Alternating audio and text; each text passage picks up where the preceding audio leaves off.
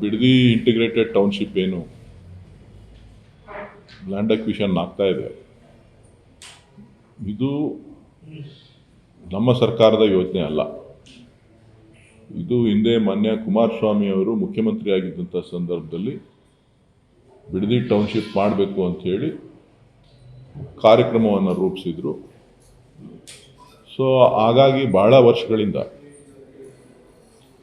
ಯಾವುದೇ ಜಮೀನು ಬೇರೆಯವರು ಭೂ ಪರಿವರ್ತನೆ ಮಾಡಿಕೊಳ್ಳಿಕ್ಕೂ ಸಾಧ್ಯ ಆಗ್ತಾ ಇರಲಿಲ್ಲ.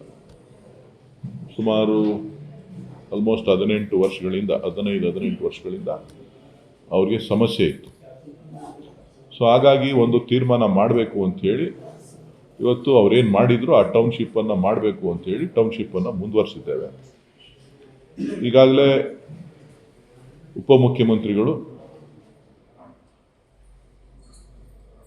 ಜಿಲ್ಲಾಧಿಕಾರಿಗಳ ಜೊತೆ ಮತ್ತು ಸಂಬಂಧಪಟ್ಟಂಥ ಅಧಿಕಾರಿಗಳ ಜೊತೆ ಎಲ್ಲ ಚರ್ಚೆ ಮಾಡಿ ಪರಿಹಾರದ ಮೊತ್ತ 2013ನೇ ಕೇಂದ್ರ ಸರ್ಕಾರದ ಏನು ಮಾರ್ಗಸೂಚಿ ಇದೆ ಆ ಮಾರ್ಗಸೂಚಿಯಂತೆ ನಾವು ಎಲ್ರಿಗೂ ಕೂಡ ಪರಿಹಾರದ ಹಣವನ್ನು ಕೊಡ್ತೇವೆ ಅಂತೇಳಿ ಸ್ಪಷ್ಟಪಡಿಸಿದ್ದಾರೆ.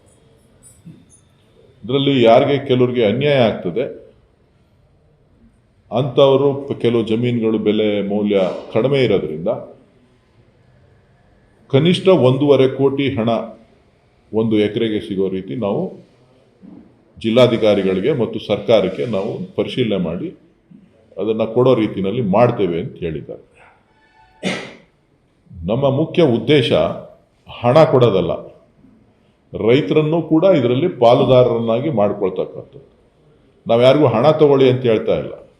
ಲ್ಯಾಂಡ್ ಶೇರಿಂಗ್ ಏನು ಬೇಸಿಸ್ ಇದೆ, ಇವತ್ತು ಶಿವರಾಮ್ ಕಾರಂತ್ ಲೇಔಟಲ್ಲಿರ್ಬೋದು, ಬೇರೆ ಕಡೆ ಏನೋ ಇದೆ, ಅದಕ್ಕಿಂತ ಹೆಚ್ಚಿನ ರೀತಿಯಲ್ಲಿ ಲ್ಯಾಂಡ್ ಶೇರಿಂಗಲ್ಲಿ ತೆಗೆದುಕೊಂಡ್ರೆ ಅವ್ರಿಗೆ ಅನುಕೂಲ ಆಗುತ್ತೆ ಅನ್ನೋವಂಥ ಉದ್ದೇಶದಿಂದ ಲ್ಯಾಂಡ್ ಶೇರಿಂಗಲ್ಲಿ ತಗೊಳ್ಳಿ, ನಿಮ್ಗೆ ಅನುಕೂಲ ಆಗುತ್ತೆ ಅನ್ನೋದನ್ನು ತಿಳಿಸಿದ್ದೇವೆ.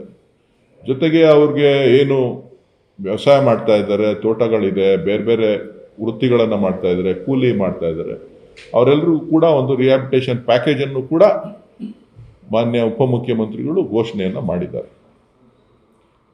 ಇದರಲ್ಲಿ ಜನತಾದಳದವರು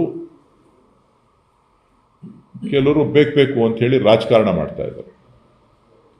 ಬಹುತೇಕ ನನಗೆ ಗೊತ್ತಿರೋ ಹಾಗೆ ಬಹುತೇಕ ಜನರು ಇದಕ್ಕೆ ಸಹಮತಿಯನ್ನು ವ್ಯಕ್ತಪಡಿಸಿದ್ದಾರೆ. ಸ್ಮೂತಾಗಿ ನಡೀತಾ ಇದೆ. ರಾಜಕಾರಣಕ್ಕೆ ರಾಜಕೀಯವಾಗಿ ಉತ್ತರವನ್ನು ಕೊಡ್ತೇವೆ.